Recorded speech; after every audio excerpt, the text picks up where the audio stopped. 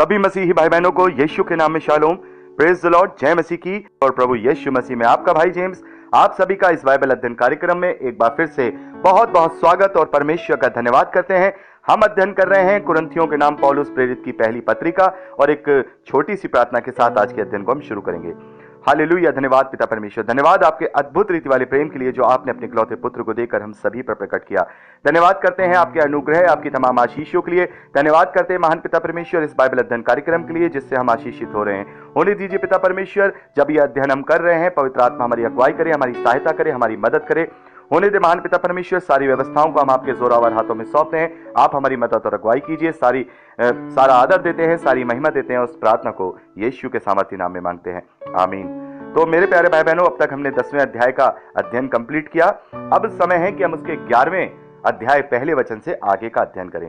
तो यहाँ पर पौलुस, जब हम दूसरे वचन से लेकर 16वें वचन तक पढ़ते हैं तो पौलुस आराधना में सिर ढकने के विषय में यहाँ बात करते हैं। और पहले वचन में हम देखते हैं पौलुस कहते हैं कि तुम मेरी जैसी चाल चलो क्योंकि मैं मसीहा जैसी चाल चलता हूं। और इस विषय में हम काफी इस बात को डिस्क्राइब कर चुके हैं कि आत्मिक सेवा क्या है। अपने चरित्र को, चाल चलन को, स्वभाव को प्रभु यीशु मसीह के चरित्र, स्वभाव और चाल चलन में उसकी परछाई में बदलने से ही हम अपनी आत्मिक सेवा कर सकते हैं।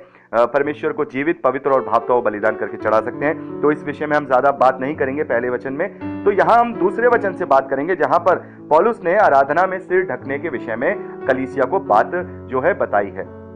पौलुस लिखते हैं, भाइयों मैं तुम्हें सराहता हूं कि सब बातों में तुम मुझे स्मरण करते हो और जो परंपराएं मैंने तुम्हें सौंपी हैं उनका पालन करते हो।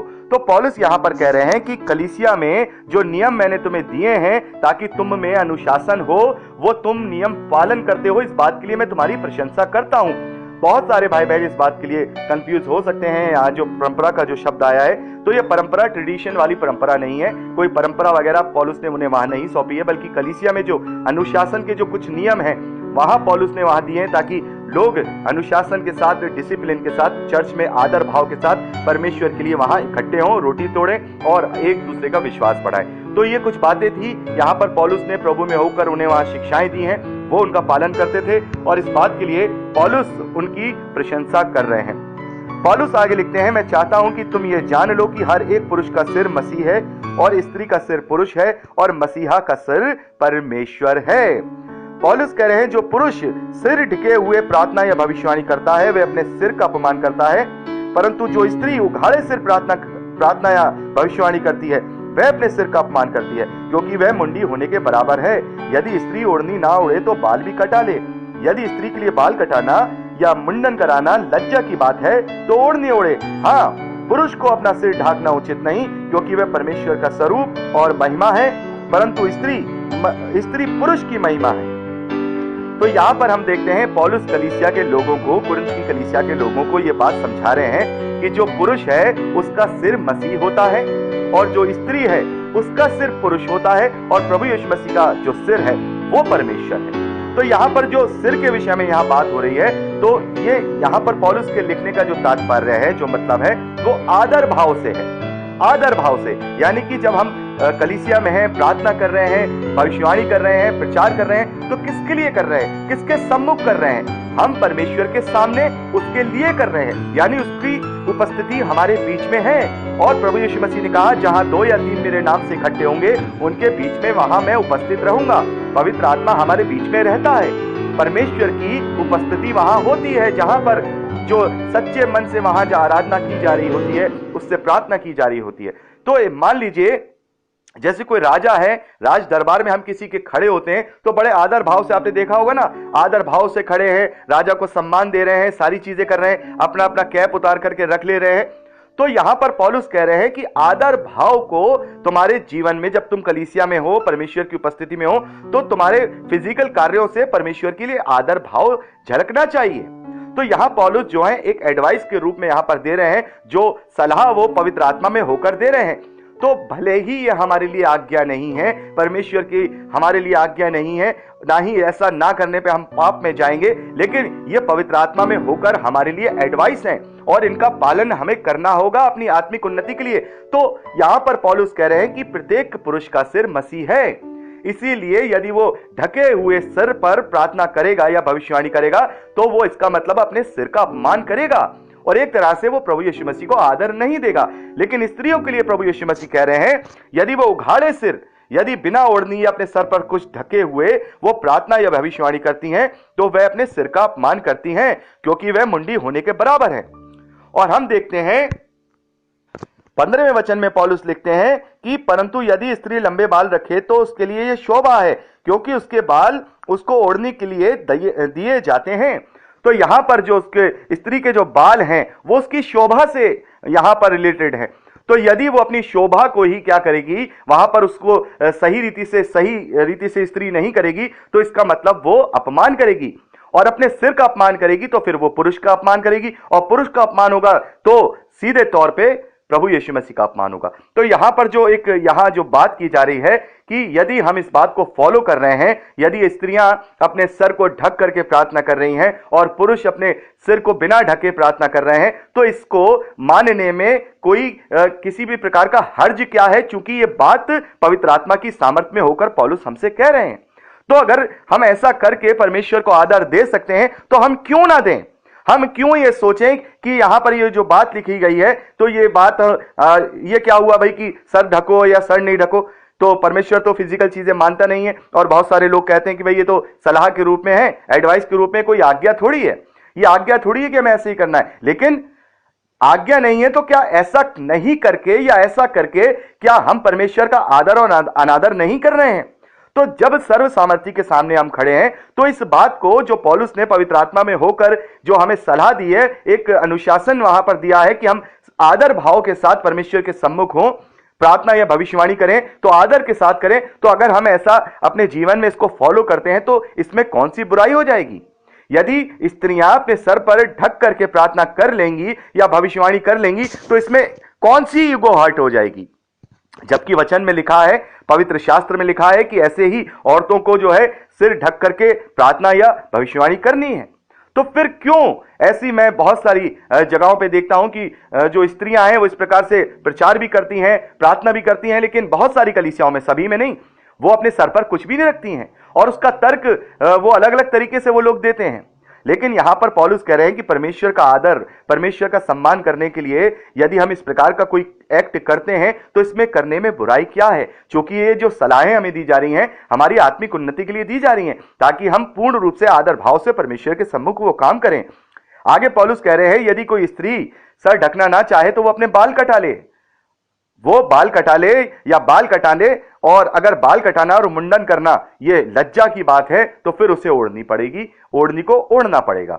कलीसिया के कुछ नियम हैं, कुछ कायदे हैं, यहां पर पौलुस ने यहां दिए हैं, हमें वो हमें समझना होगा। बहुत सारे लोग ये कहते हैं कि ये कुरिन्थ की कलीसिया को लिखे गए थे और ये उन पर लागू होते हैं, आज हम पर लागू नहीं होते हैं, और वहां पर बहुत अलग अलग परंपराएं थी, इस प्रकार से वहां पर सारी चीजें होती थी, इसलिए पौलुस ने वहां लिखा है ये सभी पर लागू नहीं होती हैं। हाँ, मैं मानता हूं सभी पर लागू नहीं होती हैं, लेकिन अगर ये एक बात की जा रही है तो इस बात को अपने ऊपर लागू करने में हानि क्या है, हर्ज क्या है। मैं उनसे पूछ रहा हूं, यदि स्त्रियां अपने सर को कायदे के साथ सम्मानजनक स्थिति में ढक करके परमेश्वर की सामने प्रार्थना या भविष्यवाणी करेंगी तो इसमें हर्ज क्या है। यहां हम अपनी परंपराओं को देखें, दुनियावी परंपराओं को देखें, तो भी तो हम बड़ों को जो सम्मान देने के लिए हम देखते हैं औरतें अपने सर को ढक करके रखती हैं, वो सम्मान एक तरह से दिया जा रहा है। तो यदि ऐसा करके सम्मान परमेश्वर को दिया जाएगा तो इसमें हर्ज क्या है, मानने में हर्ज क्या है। और आगे हम देखते हैं कि पौलुस ने बहुत अच्छी तरह से समझाया है। पौलुस कहते हैं कि 10वें वचन में, इसलिए स्वर्गदूतों के कारण स्त्री को उचित है कि अधिकार अपने सिर पर रखे। हम देखते हैं कि जब परमेश्वर का वचन बोला जाता है या संगति की जाती है तो परमेश्वर के जो दूत हैं, जो स्वर्गदूत हैं, वहां पर उपस्थित होते हैं। इस बात को हम आगे पढ़ेंगे, वहां पर उपस्थित होते हैं। तो अगर इसी बात के लिए ही सही कि वहां स्वर्गदूत हैं, उन्हीं के लिए सही अपने सिर को वो उघाड़े सिर ना प्रार्थना करें, उघाड़े सिर ना भविष्यवाणी करें।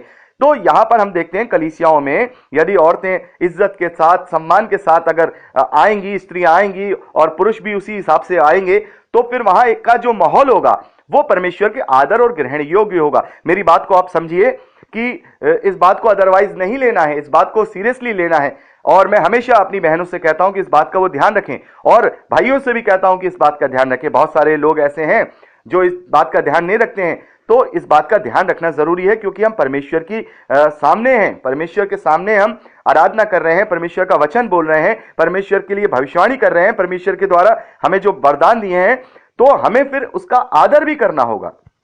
तो यहां पर पौलुस जो कलीसिया में नियम बनाते हैं या कलीसिया को जो बात कहते हैं, वो कलीसिया की उन्नति के लिए ही कहते हैं, क्योंकि यदि अनुशासन नहीं होगा तो फिर कलीसिया अपने अपने हिसाब से चलेगी, और जब अपने अपने हिसाब से चलेगी तो आपस में उन लोगों में फूट पड़ेगी, प्रेम की कमी होगी। इसीलिए पौलुस ने कलीसियाओं में अच्छे से जो अनुशासन है वो वहां पर क्रिएट हो, इसलिए पौलुस ने सारी चीजें वहां पर बताई हैं, और ये अपने मन से पौलुस ने नहीं बताई हैं। सारी बातें पवित्र आत्मा में होकर, ये जो एडवाइसेस भी हैं, जो सलाह भी है, वो भी पवित्र आत्मा में होकर ही यहाँ पर पौलुस ने लिखी है। तो ये भी हमारे ग्रहण योग्य हैं, ये भी हमारे पालन योग्य हैं, इससे हम छूट नहीं सकते हैं। हम एक बार को ना करने से हम पाप में ना पड़े।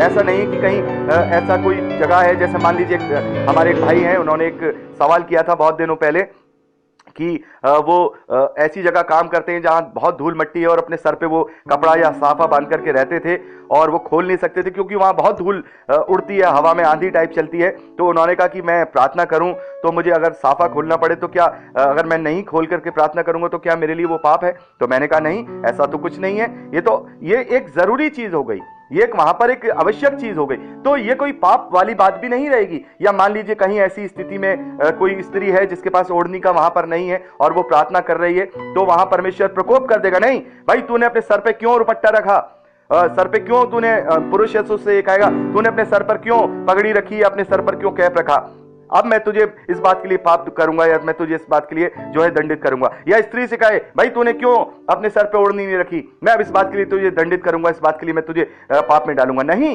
ये पाप में डलने वाली चीजें नहीं है, ये तो हमारे आदर की चीजें हैं कि जितना हम आदर परमेश्वर को देंगे।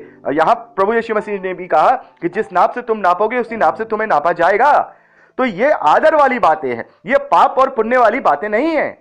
यहां जो पौलुस हमें आराधना में सिर ढकने के विषय में बात कर रहे हैं, ये आदर देने वाली बातें हैं कि हमें आदर देना है, क्योंकि जो पुरुष है उसका सिर मसीह है, और जो स्त्री है उसका सिर पुरुष है, और जो प्रभु यीशु मसीह है उनका सिर परमेश्वर है। तो डायरेक्टली जो ये आदर है परमेश्वर को जा रहा है, चाहे वो स्त्रियां सर ढक करके प्रार्थना करें या पुरुष बिना ढके सर प्रार्थना करें, तो ये आदर जो है वो परमेश्वर को सीधी तरीके से जा रहा है। तो ये चीज जो हमें बताई जा रही है, इसको हम फॉलो करेंगे तो इसमें कोई बुराई नहीं है, बल्कि और हमारे लिए अच्छा है कि हम जिस नाप से नापेंगे उसी नाप से हमें नापा जाएगा। जिस रीति से हम परमेश्वर को आदर देंगे वैसे ही परमेश्वर हमें प्रतिफल भी देगा। तो नहीं करना कोई पाप में हमें नहीं डाल रहा है, लेकिन क्यों हम ऐसा करें कि हम जब परमेश्वर की हुजूरी में हैं तो हम सही रीति से ना रहें। हमें हर एक तरीके से, चाहे फिजिकल रूप से भी और आत्मिक रूप से भी, सही रीति से ही परमेश्वर के सम्मुख प्रार्थना करनी है या हमें भविष्यवाणी करनी है। तो मैं यहां चाहूंगा कि आप इसको पढ़ सकते हैं पूरा, मैंने इसको ओवरऑल तरीके से बताया है, एक एक वचन नहीं पढ़ा है, क्योंकि जो मूल भावना थी, जो मूल प्रिंसिपल था, मैंने वो आपको समझा दिया है।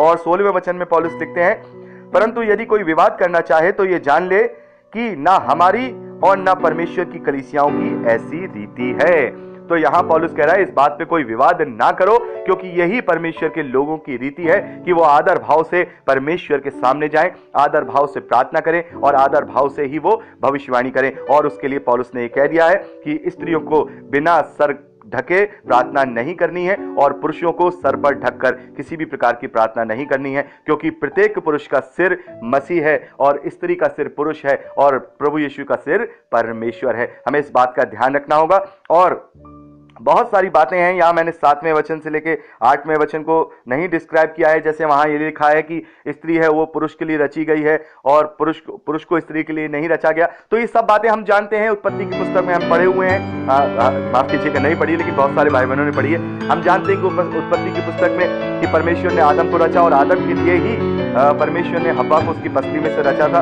तो यहाँ पर वो सारी बातें समझा रहे हैं, तो आप उसे पढ़ सकते हैं, मैं इसे यहाँ डिस्क्राइब नहीं करूंगा। अगर आप में से कोई भाई बहन इसको और अलग तरीके से जानना चाहता है तो मुझसे फोन करके पूछ सकता है, मैं उन्हें जरूर से इस बात में जो भी कंफ्यूजन होगा मैं क्लियर करने की कोशिश करूंगा। तो यहाँ पहली चीज इस अध्याय की जो दूसरे वचन से लेकर 16वें वचन तक निकल के आती है वो ये है कि ये जो हमें एडवाइजेस मिली है हमें अपने जीवन में लागू करनी चाहिए। इससे हम परमेश्वर को ही महिमा देंगे, उसको ही आदर देंगे और परमेश्वर के लिए और ज्यादा ग्रहण योग्य बनेंगे। और नहीं कर पा रहे हैं किसी कारणवश और नहीं किया है तो ये पाप भी नहीं है, तो ये भी हमें समझना होगा। ये पाप तो नहीं है लेकिन अच्छी बात भी नहीं है कि हम जानबूझ के परमेश्वर का अनादर करें, ये भी गलत बात है। अगर कोई मजबूरी में ऐसा कर रहे हैं तो कोई बात नहीं है, परमेश्वर इसके लिए हमें दंडित नहीं करेंगे, क्योंकि परमेश्वर मनों को जांचने वाले हैं। परमेश्वर सारी अवस्था को समझ कर ही हमारा न्याय करेंगे। तो यहां पर हमने 16वें वचन तक का अध्ययन किया। अगली रिकॉर्डिंग में हम 17वें वचन से आगे का अध्ययन करेंगे। प्रभु आपको बहुत आयत की आशीष दे। Praise Lord.